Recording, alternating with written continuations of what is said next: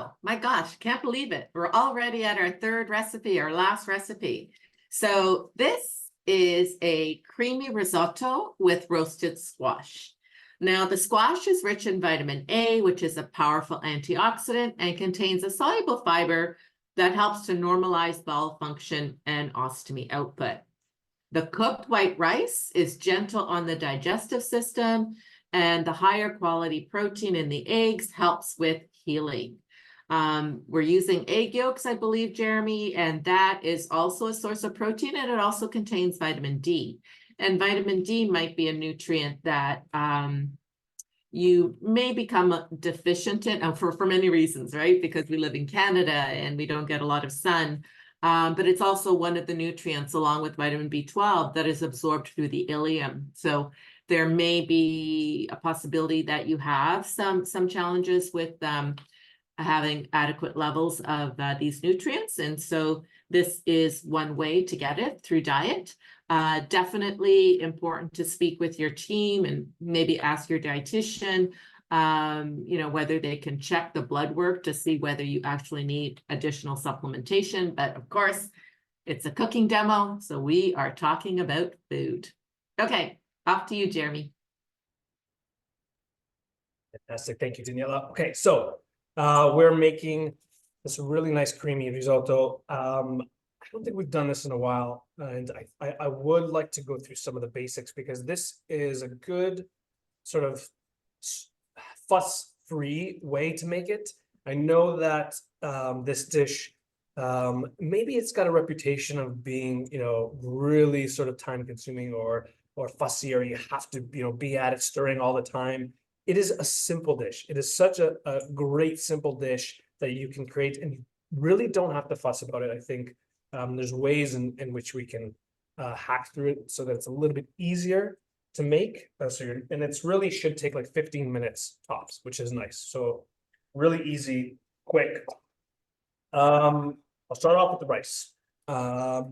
We're using a short grain rice. Traditionally, you would use an arborio or a carnaroli rice for this, which you can find in most grocery stores. And there are different ways to make it.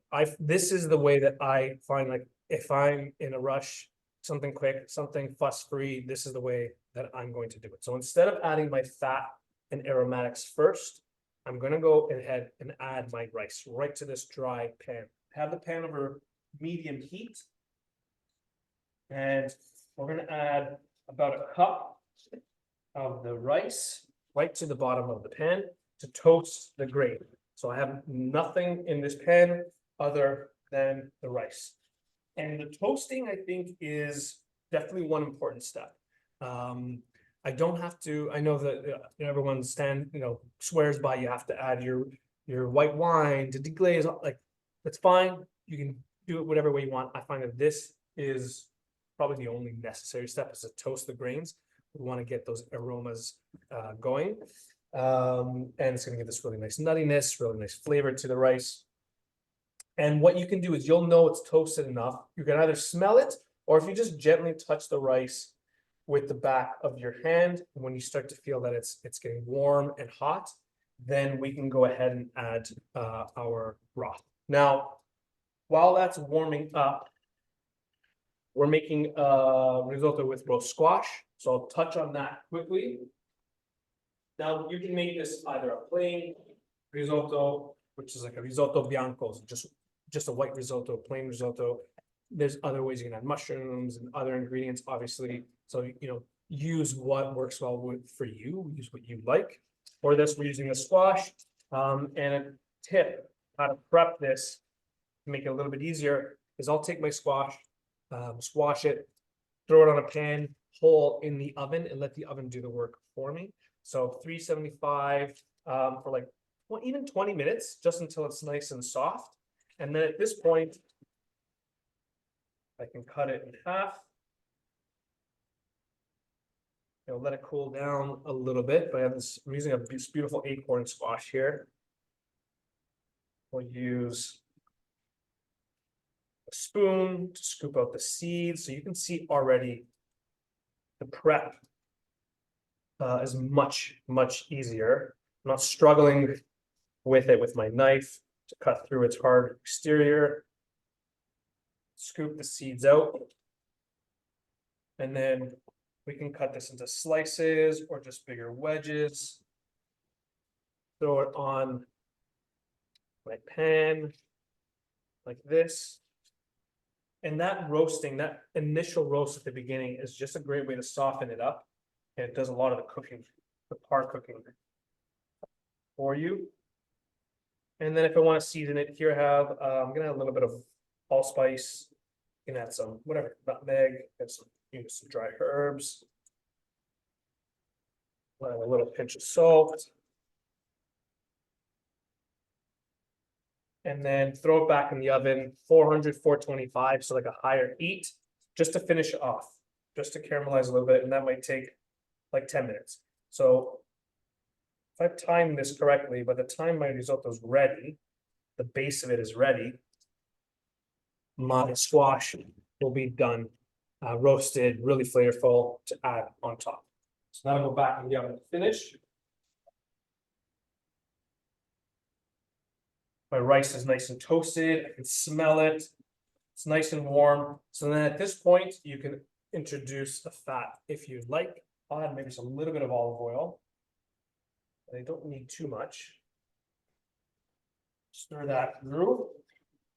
And then here's my little hack. Again, back to the reputation of risotto being super fussy, having to stir and add liquid, and I've done it that way many times. But if I need to make this in a pinch, what I will do is add 3/4 of my broth. So if I'm adding 1 cup of rice, I'll be using about 4 cups of broth. So I'll add 3 cups of the broth all at once. Okay. And I will reserve the last 1/4 cup. So stirring that broth through.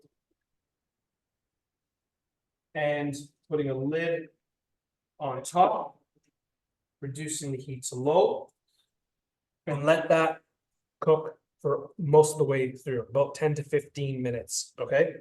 Leaving the lid on top, again, not fussing with it at all. Quickly on the broth. So this is really where all the flavor of the risotto comes from. Like, I know I'm adding squash, or you can be adding other things to it as well. That's fine. The risotto itself is really all about the broth. Okay, it's going to be as good as your broth is. So you can use a veg broth, you can use a chicken broth, whatever you like. Again, make it easy for you. I'm not saying, make a stock from scratch for 6 hours. Sometimes, having a good bouillon or a good like low sodium, stock, box stock on hand can be super helpful. Or ways in which we can enhance the flavor, especially if we're working with a more restricted diet. There's other ways in which we can still get a lot of flavor into our dishes so that we're not missing out. And I will tend to use ingredients that are usually high in umami, or that savoriness. So if I'm making a quick broth, even if I'm just simmering water, then adding things like dried mushrooms. Dried mushrooms are going to add a ton of flavor, and I can strain them out afterwards, but I have this really, really nice, rich umami flavor to it. Tomato paste is another way to add some big punch of flavor to my broth. This is a little cheat that I use sometimes in all my gravies and sauces and broths too, is Marmite. Marmite, you may have, I know we've had it, in Canada for a long time. And you might see the Aussie cousin, the Vegemite as well. Very similar, essentially a yeast extract, but it has this insane depth of like umami and richness and flavor. So even like a small spoon, whisking that into your broth, or even something like nutritional yeast is a great way to add some really nice flavor too. So, using some of these items, keeping some of these items in your pantry, are great ways to punch up the flavor of your stocks, your broths, your dishes, your stews, whatever it may be, so that you're not missing out on the flavor, okay, even though it is a simpler dish. I like the idea of the nutritional yeast. I was actually thinking about that as you were showing us your flavor tray. Yes, yeah. or your flavor board, because it also contains vitamin B12, and if you're have an ileostomy, that's one of the vitamins that you might need to be careful that you might be low in. So I love that idea. Mhm. Wonderful. Okay, so cooking that with the broth, 3/4 of your broth, about 10 to 15 minutes. And then to finish,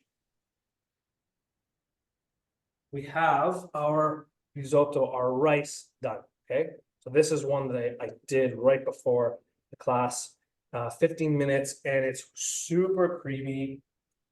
Spoon, there we go. Super creamy, right? But I want to finish it with a last hit of broth. And to make it even creamier, what I'm going to do is add a couple egg yolks.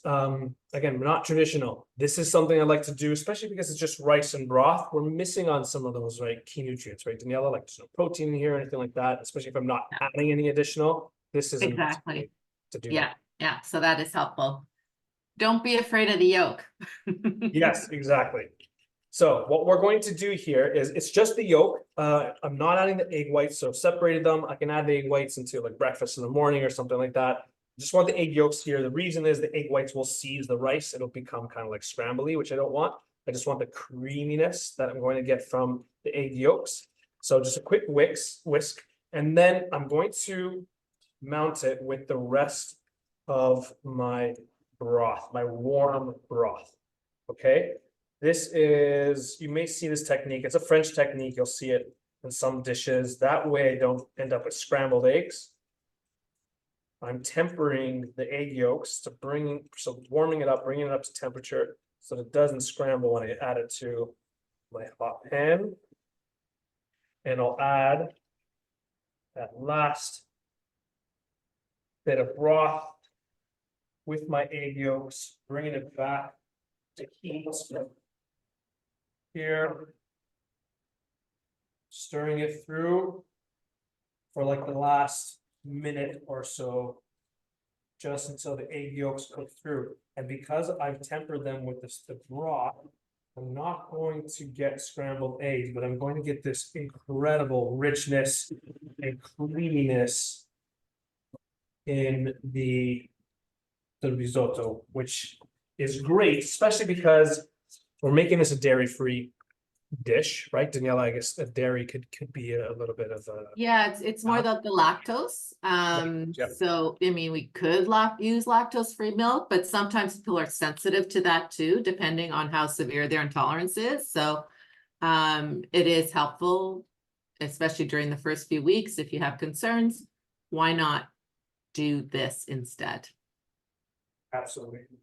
All right, and here's our squash.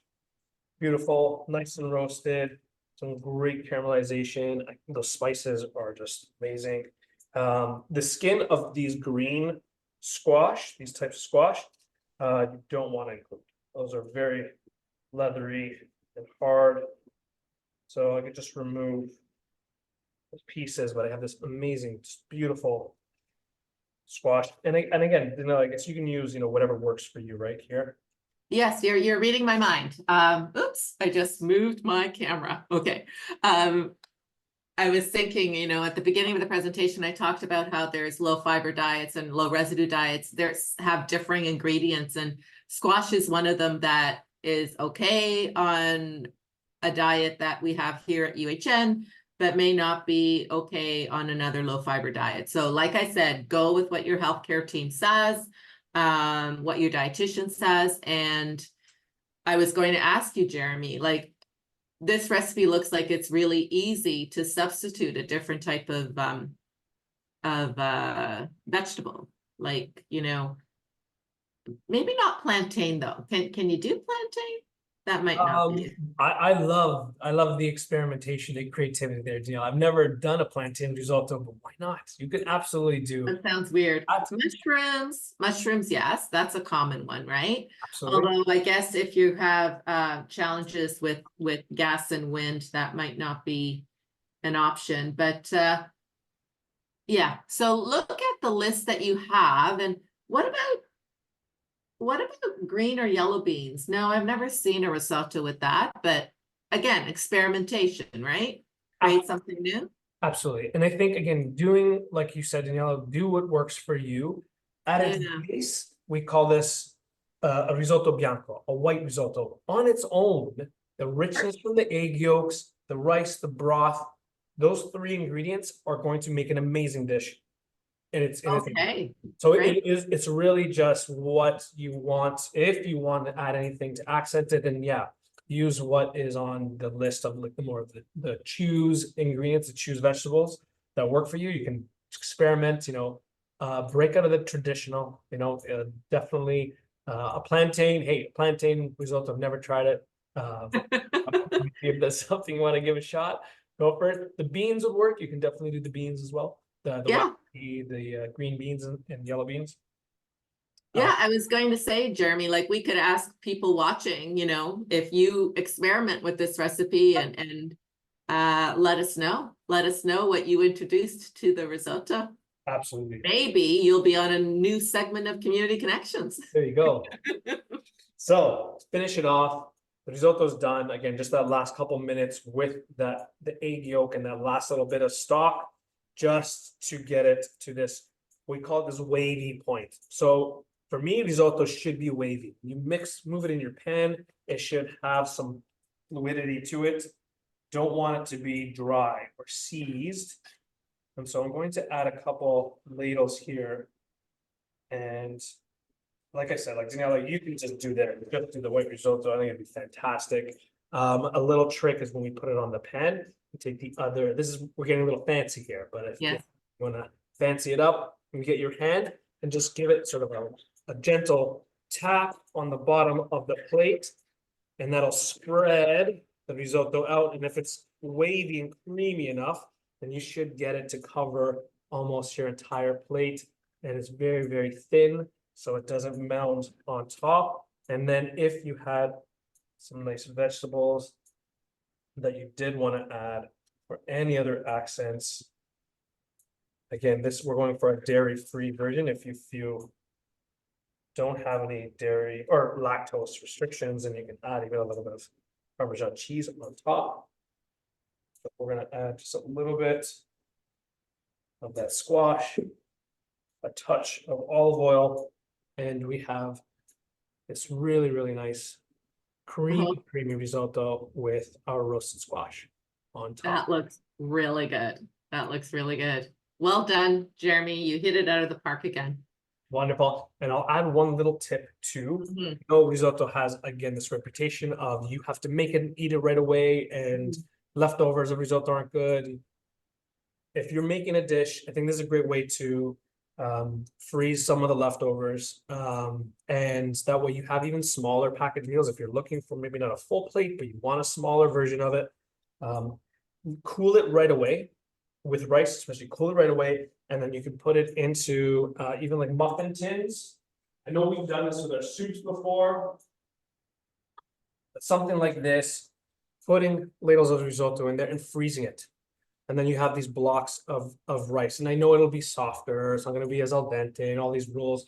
But if you want to add it to even like a soup, to add like some rice to a soup, or microwave it and add some other ingredients or vegetables, you can do that as well. And that way it's already done, and you have more portioned servings there.